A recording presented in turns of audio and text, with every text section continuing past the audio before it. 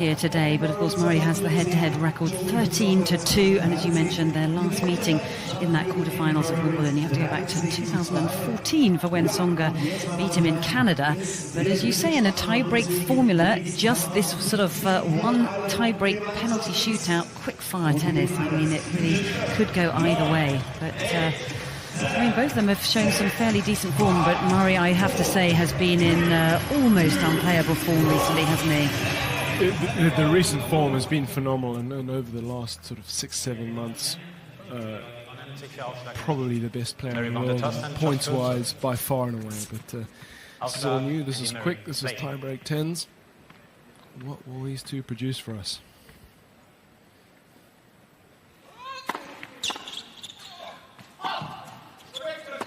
Well, that's been corrected by the line judge himself. For me, it's also on the line. For me, it's also on the line. Confirmed by the umpire. I think Andy Murray agrees with that.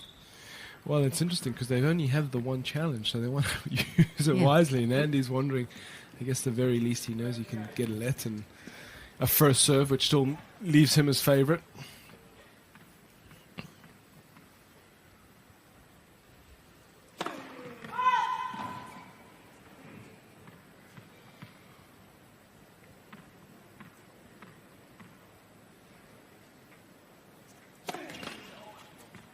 That's just not what he wanted, having what he thought was got the first point under his belt. Thrown across a double fault right there. So, someone like Andy Murray, so much of his game is about wearing his opponents down. You don't get as long to do that in this format. It makes him possibly a little more vulnerable. On the other hand, he's also capable of breaking just about at will. Beautiful touch. How many times, how much, they're playing for a nice pot today, but how much money has that shot earned over time? Well, my goodness, when his career is said and done, we will look back on this particular shot, the lob, one of the greatest we've ever seen. And that's what players do, isn't it, when they're up against Andy Murray? They snatch at balls and they think they have to do a little bit more with it. They go closer to the lines. Well, the truth of it is you do have to do a little bit more with it, don't you? Because the speed is so phenomenal, and I think, having said that, Tsonga will still be disappointed at that miss.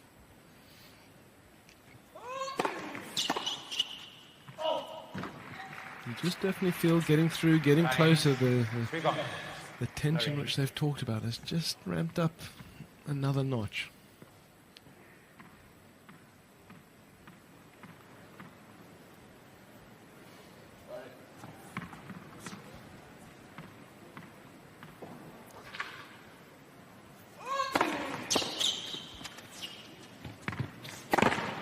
Making no mistake over that smash.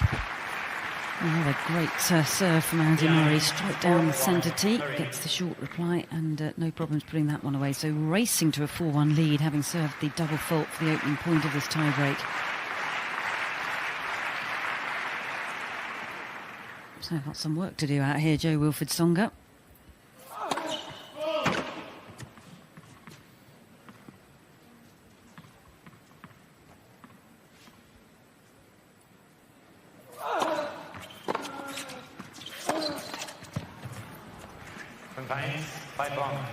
Just giving himself a little bit more to do. 5-1, that's quite a deficit against Andy Murray, who looks determined. To be fair, a little untested so far. As you said, the weaker of the two groups faced Marcus Willis and Ivanisevic, as opposed to Tsonga, who's faced Dominic Thiem and Tommy Haas. But it's been all business for Murray after the double fault to kick this tiebreak off. But since then, very impressive.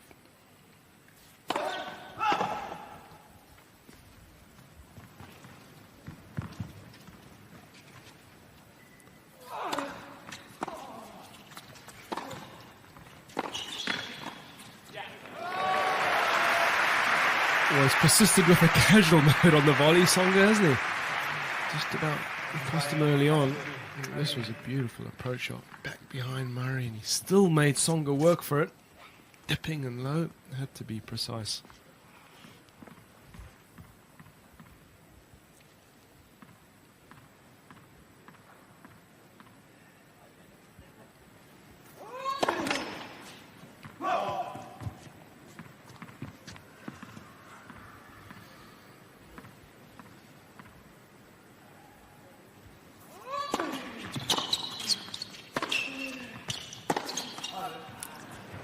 Yeah, as you said earlier, Miles, it's a surface that if you don't quite get, behind the ball, you don't get hold of it on the strings, it sort of seems to just fizzle out, doesn't it?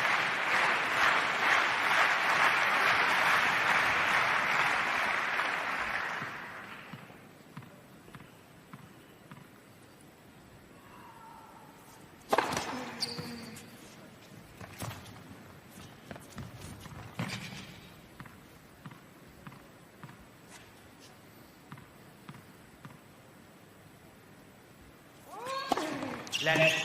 Second service.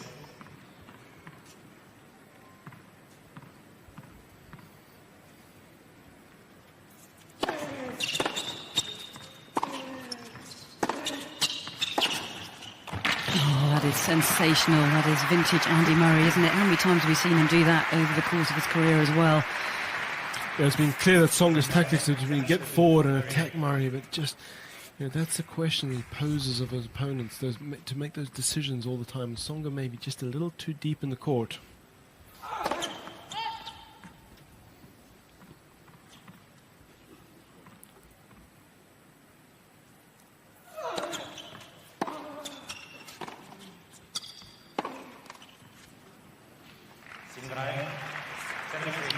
I'm not happy with that backhand in the net. No, he won't be. I mean, it drives him nuts giving away the free points. Something that's been a mark of his career, and particularly of his success recently. We've talked so much about how he makes his opponent earn each and every point. Cheap one there for Tsonga. Well, when you look at the year that he's had, I mean, it's just been a phenomenal run, hasn't it? Particularly starting in Rome, where he beat world number one Novak Djokovic, and then, of course, reached his first French Open final, losing out to Djokovic there. Then went on an absolute steam, didn't he? Winning in Queens, then the second Wimbledon title, went to the Olympics, won there for the second time as well. Just had a phenomenal second half to the year. And still looks to be improving in every department. He's varied his second serve more. He's been able to free up the first. Oh, curse of the commentators. If we get a nasty look up here, Annabelle, that's all yours. But went for an aggressive one. 160 km/h mark, and that's Steve Kutzer, also known as Speedo, along with Matt Little, responsible for Andy's physical well-being and fitness, and boy, what a job those two have done, built on top of the work that Jez Green did with him. One of the finest athletes in the world.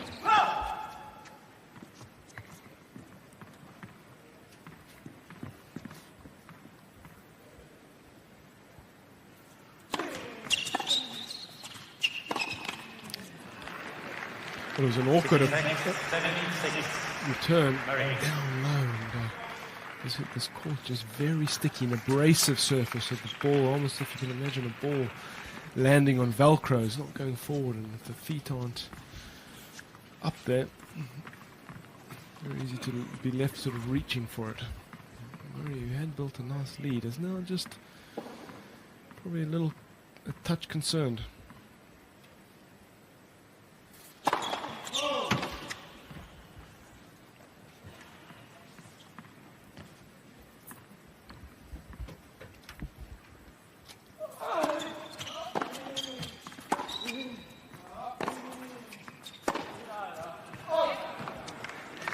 And I think, Tsonga's has a great forehand, although he's missed a few to Jamie Delgado, who's been at the helm for so much of his success recently.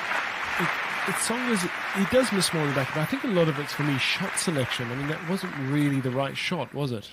No, going for too much there and losing control on the racket face. And had his opportunities there to level the scoreline. Yeah, back in from a deficit to 7-6 down, and I just don't see the backhand line as a value shot there. And now he's thrown in the double fault as well, and that hands across a match point to Andy Murray to make his second tiebreak tens final. Because, of course, he finished runner-up last year to Kyle Edmund, losing out 10-7 in that tiebreak. But here's another opportunity.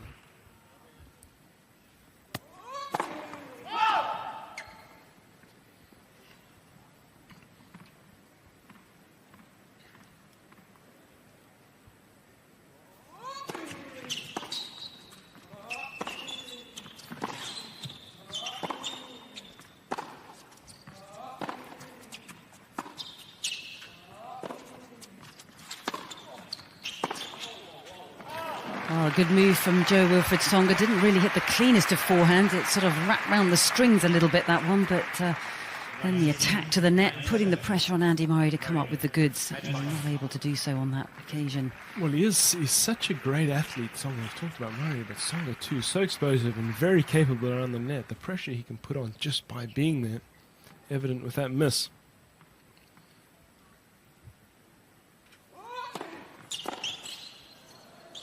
And that gets the job done. So Andy Murray is into his second tiebreak tens final.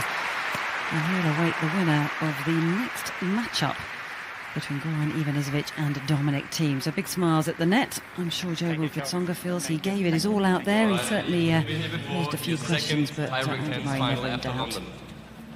Yeah. Excited? Yeah, looking forward to it. Obviously, you know, maybe the level of tennis in that match wasn't so good. Both of us made quite a lot of mistakes, so maybe we need to play better in the final. Thank you. Thank you, Andy. Thanks. So as you heard, they're not happy with his performance, but he's into the final. We're into a break.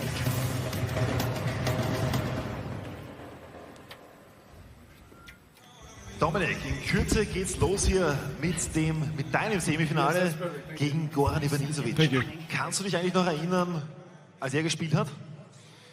Sicher, wie er Wimbledon gewonnen hat, 2001, glaube ich, war einer der dramatischsten und auch schönsten Momente im Sport überhaupt. Also ich bin natürlich auch vor dem Fernseher gesessen und habe mit ihm mitgefiebert. Und auf jeden Fall ein absoluter Ausnahmespieler und schaut noch richtig fit aus, obwohl er noch nicht so alt ist. Goran, Dominic was just saying that he remembers your special victory in Wimbledon 2000.